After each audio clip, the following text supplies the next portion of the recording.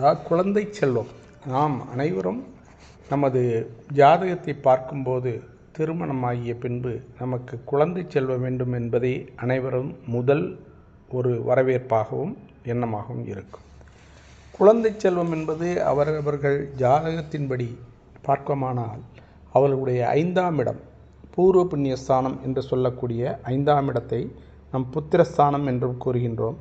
அந்த இடமும் ஒரு முக்கியமான இடமாகவும் அதை கொண்டே நாம் குழந்தை பாக்கியங்கள், குழந்தைகள் எவ்வாறு அமையும், பிள்ளை உண்டா இல்லையா, ஆண் பிள்ளையா பெண் பிள்ளையாக பிறக்குமா, இல்லை பிள்ளை பிறப்பது அரிதா, அப்போதெல்லாம் இந்த மாதிரி விஷயங்களை எல்லாத்தையுமே நாம் நமதுடைய ஜாதகத்தின் 5ஆம் பாவமாகிய பூர்வ புண்ணியஸ்தானத்தை பற்றி பார்க்கின்றோம். இது ஒரு முக்கியமான இடமாகும். இந்த இடத்தில் இருக்கக்கூடிய 5ஆம் அதிபதியை நேருக்கு நேராக குரு பகவான், குழந்தைக்கு உரிய குரு பகவான் ஏழாம் பார்வையாக பார்த்தால் அவர்களுக்கு கண்டிப்பாக குழந்தை புத்திரர்கள் உண்டு. அவர்களுக்கு கண்டிப்பாக பிள்ளை பெற முடியும் வாய்ப்புகள் உண்டு. அதிக வாய்ப்புகளை பெற்று சிறப்பான குழந்தைகளை பெற்றெடுப்பார்கள். அதே போன்று இந்த 5ஆம் அதிபதி அல்லது லக்னாதிபதி ஆகிய இருவரும் தங்களுக்கு உடைய இடத்தை விட்டு வேறொரு வீட்டிலிருந்து தன்னுடைய வீட்டை பார்க்காமல் பலப்படுத்தாமல் இருந்தாலும் அவர்களுக்கு குழந்தை செல்வம் என்பது மிகவும் அரிதே. அவர்களுக்கு குழந்தை செல்வம் பிறக்கும் வாய்ப்பு மிகவும் குறைவு. இதே போன்று பார்க்க போனால் அவர்கள் கன்னிராசி மற்றும் மிதுன ராசி ஆகிய இடங்களில் 5ஆம் அதிபதி அமைந்தாலும் அல்லது குரு பகவான் தனது இருபுறமும் கெடு கோள்களால் சூழப்பட்டு நல்ல கிரகங்களை பாராமல் இருந்தாலும் அவர்களுக்கு குழந்தை பாக்கியம் என்பது மிகவும் அரிதாகிவிடும். 5ஆம் பாவமாகிய வருகின்ற மகரம், மேசம், ரிஷபம், கடகம் ஆகிய லக்கணக்காரர்களுக்கு 5ஆம் இடமாக வரக்கூடியவர்களுக்கும் குழந்தை பிறப்பது என்பது சற்று அரிதாகவே சொல்லப்படுகின்றது, கருதப்படுகின்றது. ஜாதக அலங்காரத்தில் லக்னாதிபதி கோள் தங்களது வீட்டிலிருந்து மற்ற வீடுகளிலிருந்து தங்கள் வீட்டை பார்க்காமல் இருக்கும் புத்திய பாக்கியம் இல்லை என்பதை போன்று லக்னாதிபதி 5 கூடிய கோள் எந்த வீட்டில் இருக்கின்றதோ அந்த வீட்டின் அதிபர் 6, 8, 12 ஆகிய இடங்களில் மறைந்தால் புத்திரபாக்கியம் என்பதை அப்பமே. லக்னாதிபதியாக இருக்கட்டும், 5ஆம் இடம் அதிபதியாக இருக்கட்டும், அவங்க எந்த வீட்டில் இருக்காங்களோ அந்த வீட்டினுடைய அதிபர்கள் 6, 8, 12 ஆகிய இடங்களில் மறைந்தால் அவர்களுக்கு குழந்தை பாக்கியம் என்பது மிகவும் அரிது. குழந்தை பாக்கியம் பிறப்பதற்கு சிறிது சிரமமே. அதே போன்று நமது லக்கணத்திற்கு 5ஆம் இடமாக வரக்கூடிய ராசியானது ஆண் ராசியாகி அந்த இடத்தை அவர்கள் பார்த்தாலோ, அவர்கள் ஆண் சம்பந்தப்பட்ட கிரகங்கள் பார்த்தாலோ அவர்களுக்கு ஆண் குழந்தையும், பெண் சம்பந்தப்பட்ட இடமாக 5ஆம் இடம் அமைந்து அதை பெண் வர்க்கமான கிரகங்கள் பார்த்தாலோ அல்லது பலப்பட்டாலோ அவர்களுக்கு பெண் சம்பந்தமான பெண் குழந்தைகள் பிறப்பதற்கும் அதிக ஒரு வாய்ப்புகள் உள்ளன. ஆக இந்த 5ஆம் இடம் மற்றும் 9ஆம் இடம் ஆகிய இரண்டு இடங்களையும் வைத்தே குழந்தை செல்வத்தை தீர்மானம் செய்கின்றார்கள்.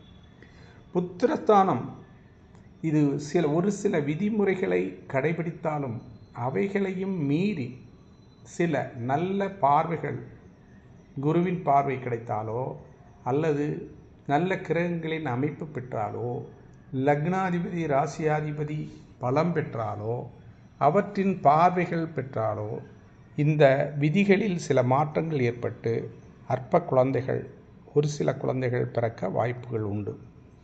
அதே நேரம் குரு ஒரு ஜாதகரின் 5ஆம் இடத்தில் தனித்து நின்று வலுப்பெற்றால் அவருக்கு குழந்தை செல்வம் என்பது மிகவும் அரிதாகவே இருக்கும்.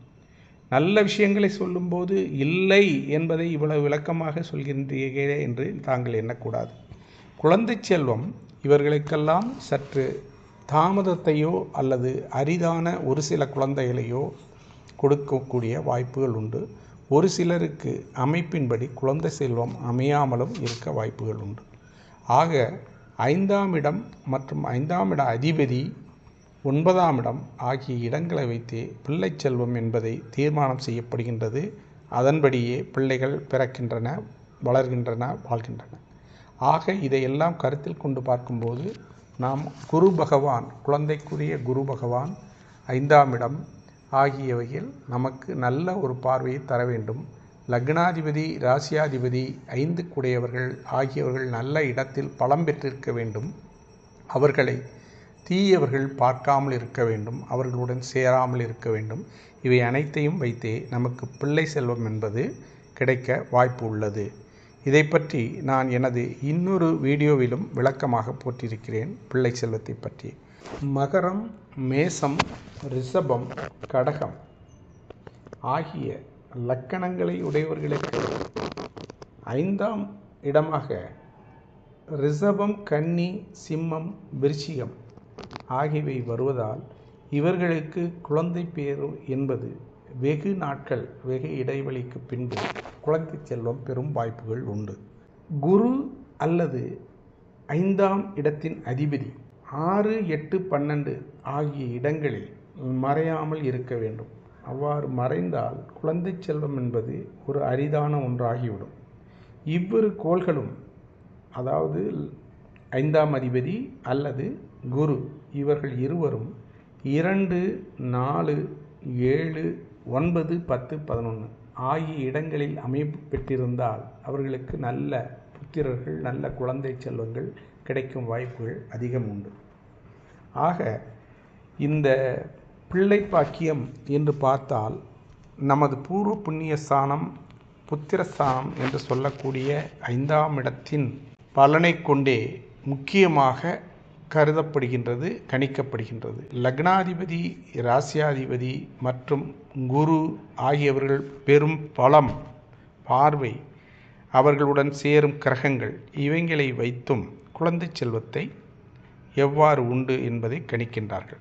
ஆக குழந்தை செல்வம் என்பது இல்லை, நெருசாக இல்லை என்று சொல்லக்கூடிய அளவிற்கு மிகவும் ஒரு சிலருக்கே ஒரு அமைப்பை பெறும் ஒரு ஜாதகமாக அமையும். பெரும்பகுதி ஏதாவது ஒரு விதிமுறைகளின்படி அவர்களுக்கு பிள்ளை செல்வம் என்பது இருக்கும் என்பதாகவே அமையும். ஒரு குறிப்பிட்ட ஒரு சில பாதகங்கள் அடையக்கூடிய ஜாதகமாக இருந்தால் அவர்களுக்கு குழந்தை செல்வம் அமையாமல் அமையும். ஆக இந்த நான் கூறிய விதிகள் எல்லாமே பல புத்தகங்களில் அறிந்த கருத்துக்களாக இருந்தாலும் இவைகளிலும் அவரவர்களுடைய பூர்வ புண்ணியஸ்தான பலன் மற்றும் தசா புத்தி இவைகளை வைத்து அவர்களுக்கு நல்ல குழந்தை செல்வங்கள் பெறும் வாய்ப்புகளும் அமையும். இந்த 5ஆம் இடம் மற்றும் 9ஆம் இடம் ஆகிய ஸ்தானங்களையும் மற்ற கிரகங்கள் குரு, லக்னாதிபதி, ராசியாதிபதி, 5க்குடைய அதிபதி ஆகியவர்களுடைய அமைப்பு, அவர்கள் பெரும் பார்வை, அவர்களுடைய பலம் ஆகியவை வைத்து குழந்தை செல்வை என்பதை நாம் நிர்ணயம் செய்ய முடியும் என்பதை தெரிந்து கொள்ள வேண்டும். பிள்ளை செல்வத்திற்கு விதிமுறைகள் நிறைய இருக்கின்றன. அவை அனைத்தையும் ஒரு வீடியோவில் சொல்வது என்பது முடியாது. ஆக இது ஒரு சில விதிகளே. இந்த விதிகளின்படி பிள்ளை செல்வம் அமையும், யாருக்கு அமையாது என்ற விளக்கங்களை தந்துள்ளேன். வாழ்க வளமுடன். வணக்கம். நன்றி.